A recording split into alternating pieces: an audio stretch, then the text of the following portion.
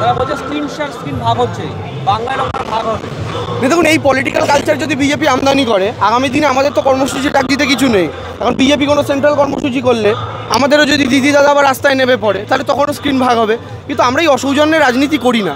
আর এই প্রোগ্রামটা তো অনেক বেশি শহীদদের তর্পণ, তার সঙ্গে সঙ্গে রাজনৈতিক গতিপথের সিদ্ধান্ত নেন মমতা বন্দ্যোপাধ্যায়।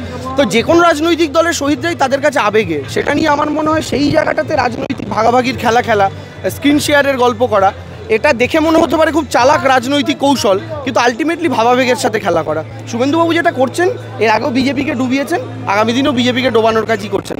কারণ বিজেপিরও সেই সময়, আজকের দিনে যারা নতুন বিজেপি, সেই সময় যারা বাম বিরোধী লড়াইতে ছিলেন, সেই মানুষগুলোরও কিন্তু আবেগ জড়িয়ে 21শে জুলাইয়ের সাথে।